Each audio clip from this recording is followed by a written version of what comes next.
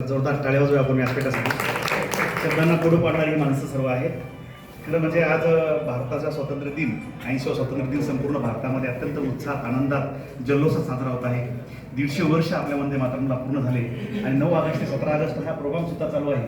त्या अनुषंगाने राजू भाऊनं खरं म्हणजे एक सामाजिक मेळावा सुद्धा आपल्या सर्वांचा ठेवला आहे.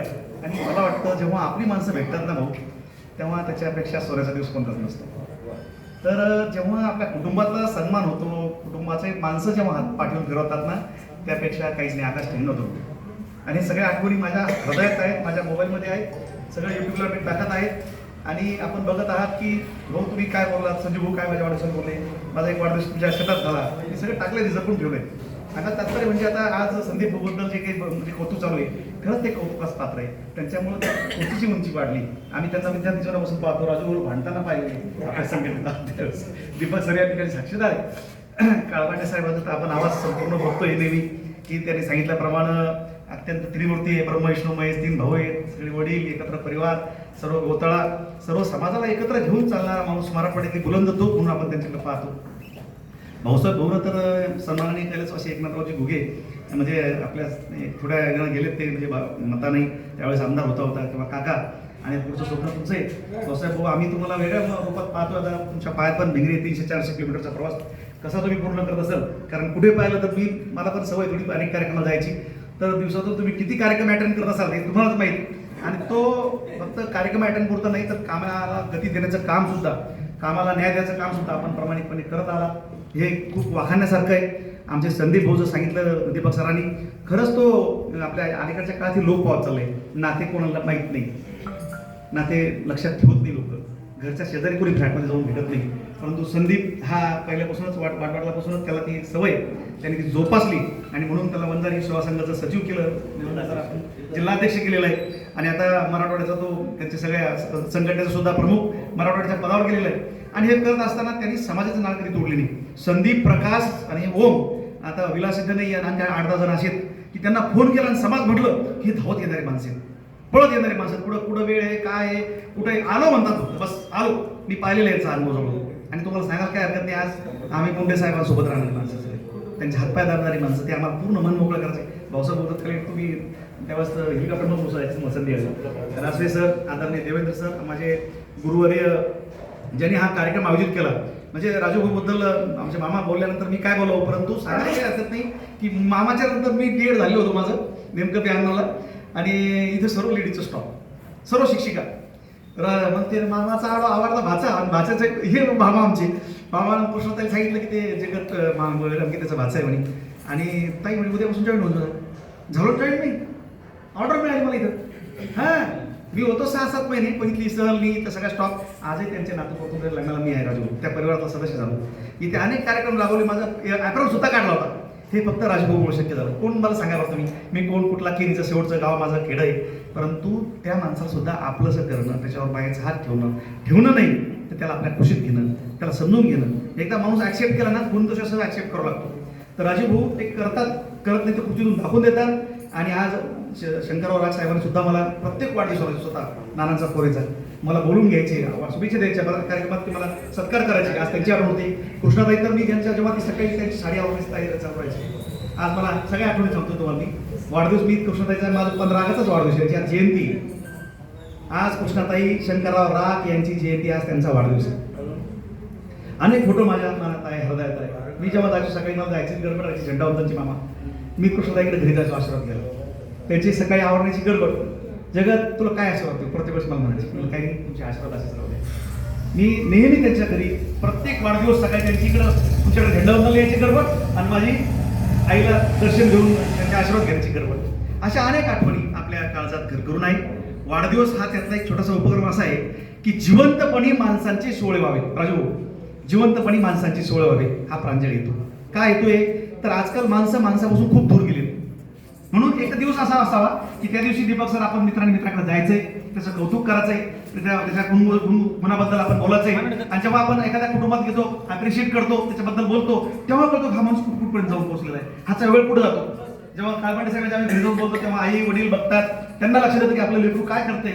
आज तर आपण प्रत्येक कुटुंबातले आपण साधी माणसं आहोत, परंतु जेव्हा तुमच्या घरात एखादा मित्र येतो आणि तो जर ॲप्रिशिएट करतो भगवान मामा, तर ते एक काळबंडे साहेब मला साहेब बघता गेले, तर ते तसं व्हायला पाहिजे. आणि म्हणून आपण त्या कुटुंबात गेल्यानंतर त्या कुटुंबातली अनेक गोष्टी आपल्याला माहिती होतात. लहान लहान लेकरं आमचं स्वागत करतात. आले वाढदिवस काका, आले आमचे दांडिया काका, आले आमचे समाजात कोणताही लेकरू जेवढं आनंदाने स्वागत करतं ना, त्याच्या चेहऱ्यावरचा आनंद पाहून आपलं दुःख एकदम कमी होऊन जातं.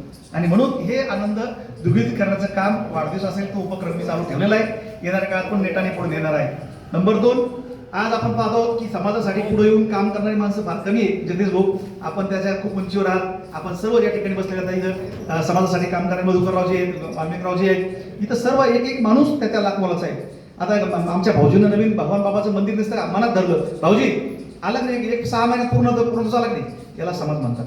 मी तुम्हाला म्हणलो होतो तुम्ही कुदळ टाकताना आम्ही सगळे घटना आलो होतो, तुम्हाला वाटत होतं सुरुवातीला, पण म्हणलं होईल की नाही पूर्ण कळसापर्यंत काम जाऊन पोहोचलं. समाजामध्ये एवढी ताकद आहे ना, ते कशातच नाही. समाजात पुढे माणूस नतमस्तक होतो. समाजा एवढं मोठं कुठंच नाही. आणि शेवटी समाज जिथे एकत्र आहे तिथे तो समाज कुठेही असो त्या माणसाला पाठबळ मिळण्याशिवाय, शक्ती मिळाल्याशिवाय राहत नाही. आणि मला वाटतं ती समाजाची शक्ती ही आपल्या समाजात भगवान बाबांनी जी पेरलेली आहे, आपल्यामध्ये ते जास्त दिसते. नवे आपल्यामध्ये पेरण्यामध्ये आपले जे प्रमुख आहेत, राग परिवार जो समर्पित होण्याचे काम करतो, तो मात्र सरस ठरलेला आहे. याचे अनेक अनुभव मी जेव्हा पुस्तक लिहिलं त्यात सगळे लिहिलं. तुम्हाला माहित आहे सर्व, एक अत्यंत कठीण प्रसंग होता. चुकीच्या गुन्ह्यामध्ये एका माणसाला, आपल्या जवळच्या माणसाला त्या ठिकाणी सगळं झालं होतं. परंतु राजू भाऊने कडक भूमिका घेतली. त्यांना जातीसाठी माती काय खावं लागते, त्याचे किती काटेरे मुकुट त्यांनी सोसलेले ही माझ्याजवळ मी पाहिलेले. आणि एवढ्या मोठ्या डिपार्टमेंटला पुन्हा एखादा निर्णय बदलायला लावणं सोपं नाही, परंतु त्यांनी तो निर्णय बदलायला लावला. आणि सत्य काय असतं ते त्यांनी दाखवून दिलं. अनेक वेळेस पोलीस स्टेशनमध्ये अपरात्री जाणं, पोलीस डिपार्टमेंट म्हणतो राजू भाऊ तुम्ही आले का आम्हाला आवडतो. मी माझ्यामध्ये डिपार्टमेंटची मामामुळं किंवा दामिनी ग्रुपमध्ये मी काम करतो. भाऊ माझ्या हजारो संस्थेमध्ये 200 युनिटमध्ये मोठं काम आहे. म्हणजे वेगवेगळ्या सामाजिक संस्था आहेत आणि 25 कंट्रीमध्ये आपलं काम दररोज लोक बघतात. मी म्हणते तुम्हाला, पण 5000 लोकांमध्ये कोणताही फोटो टाकला मी तर जेवढे येणार आहेत, आपले येणारे म्हणजे भारतातून बाहेर गेलेली मुलं आपल्या समाजातील असतील किंवा समाजाच्या बाहेरचे असतील, जेवढे काही मारवाडी, गुजराती, जेवढे काही लोक आहेत ते सगळे माझ्या हर्ट टू हर्ट असे जवळच्या अंतरावर आहे माझ्या. आणि ते सगळे बघतात दररोज आपल्या ऍक्टिव्हिटी. त्यामुळे ते सांगतात की तुमच्या समाजामध्ये काय ऍक्टिव्हिटी चालू असतात. तो एक धाक असतो, ती एक आपली प्रतिभा निर्माण होते. आणि म्हणून आज तुम्ही जे काही काना नाक कान डोळे म्हणजे आपणच ना, शेवटी दुसरं कोण आहे. समाज म्हणजे कोण आहे. आज जी काही कुठे मोठे होत असेल एखादी छोटी गोष्टी विकृती, पण आपण जेव्हा सगळे मिळून एकत्र येतो तेव्हा त्या गोष्टीला न्याय मिळतो भाऊसाहेब. आणि तुम्ही आता पुढच्या पिढीमध्ये खूप आक्रमकपणे काळपांडे साहेब काम करतात, याचा आम्हाला सार्थ अभिमान आहे. आपले प्रत्येक क्षेत्रात जसं दीपकच्या मुलांनी तिकडे मुसंडी मारली, देवेंद्र सर मुख्यमंत्र्यांचं, मी पण सूत्र बघतो मी असं करत असताना भाऊचं नजर चौकडं असते. आणि आपल्याला भिऊ नकोस मी तुझ्या पाठीशी उभा आहे असा कोणीतरी एक माणूस पाहिजे. परंतु सर्वांना वाढता राजू भाऊच्या ताटात काहीच पडलं नाही भाऊसाहेब, हे पण आपल्याला आम्ही गरजेचं हे पडलं. हे प्रेम तुम्हाला हे बा आज परिवाराला जे प्रेम मिळाले हे कोणताच व्यक्तीच्या लॉकरमध्ये पूर्ण एवढं प्रेम राजू भाऊ आपल्या परिवाराला मिळाले. म्हणजे राजू भाऊच नाही तर संपूर्ण राग परिवाराला. कारण जय अंगी मोठे बनत या यातना कठीण, या यातना कठीण राजू भाऊच्या नशिबात आहेच. परंतु संगीताताईंची त्यांना भक्कम साथ आहे. पण राजू भाऊ आज मुलगा पियुष असेल, सर्व आपल्या परिवाराबद्दल जर बोलायचं म्हटलं तर संजीव भाऊ एक good thing is God thing, चांगले विचार देवाचे विचार असतात प्रमाणे संजय राज साहेब सुद्धा तसे आहे, अनुराधाताई सुद्धा तसे आहे. ही संस्थेमध्ये सुद्धा 99% कर्मचारी आपले या ठिकाणी घेतलेले आहेत. आणि सांगायचं तात्पर्य म्हणजे आज हा क्षण राजू भाऊनी जो 15 ऑगस्टचा निवडलेला आहे. राजू भाऊ अनेक दिवस आपण 15 ऑगस्टच्या निमित्ताने निवडता, सगळ्यांचा सन्मान करता. मला वेळेचं पाबंद आहे भाऊ भाऊ, पण आपल्या सर्वांचे ऋण व्यक्त करतो की आपण माझा गौरव केला मुरली भाऊ. आज आपण प्रत्येक ठिकाणी उपस्थित राहून आज एक असा धाक निर्माण झालाय सर. आज जिल्ह्याच्या दोन्ही प्रमुख पदावर आपल्याला असेल. तुम्ही तर राज्यभर आपलं काम जेव्हा तुम्ही आम्ही तुम्हाला बघतो फोटो व्हिडिओ इकडे तिकडं छाती बघून येते माणसं. आणि हे सगळं श्रेय मी माझे मामा जोतवीर बळीरामजी गीते यांना देतो की यांनी मला लहानपणापासून या एकदा ग्रामीण भागात एका छोट्या कुटुंबात जन्मल्यानंतर सुद्धा मामाने मला एक योग्य दिशा दिली. लिहायचं कसं, वाचायचं कसं, शिकायचं कसं, भाषण कसं करायचं, हे सगळं माझे गुरुवर्य बळीरामजी गीते यांनी मला शिकवलेलं आहे. आणि राजभाऊनी त्यांना साथ दिली आणि मला माझ्यावर छत्रछाया ती म्हणतात नेहमी. मी त्यांना नाही सांगतो खोट नका काढतो, आमची शान आहे तुम्ही. माझी विनंती भगवानगडात तुम्हाला कोट दिलेला आहे तो महाराजांचा आहे बघा. आपण सगळे महाराजांच्या प्रेमात आहे आणि महाराजांच्या प्रेमात आहे. सध्या गोष्ट अरे राजे होते 1 मिनिटं पाहत नाही. मी 200 लोक देऊन दिलो मराठी. आता तुम्हाला माहिती सांगा सगळ्यांचं आमचं विठ्ठल रुक्मिणीची मूर्ती देऊन एका मूर्तीची किंमत 11,000 रुपये माझ्या घरात यायचं. अच्छा पोस्ट केली ती भाऊ. आणि ते नाव सांगितलं का मग डायरेक्ट एंट्री कुठं समाजाची कुठं ते सगळ्या राजकारणी लोकांना माहिती राजूची सावलीत उभी राहणारे माणसे. आम्ही बोलणं भेट नाही भाऊ तुमच्यामुळे, आम्हाला माहिती आहे एखादं लेकरू कसं आपण वर फेकल्यानंतर त्याला माहिती असतं खाली कोणी झेलणार आहे, तसं त्यात तुमचा विश्वास आला. लहान लेकर काय माहिती झेलणारा कोणी जर असला की तो बिनधास्त असतो, त्याला माहित नसतं खाली झेलणारे पडणार आहे काय. तसे तुम्ही झेलणारे असल्यामुळं आज सगळ्याला पाठबळ मिळालेलं आहे.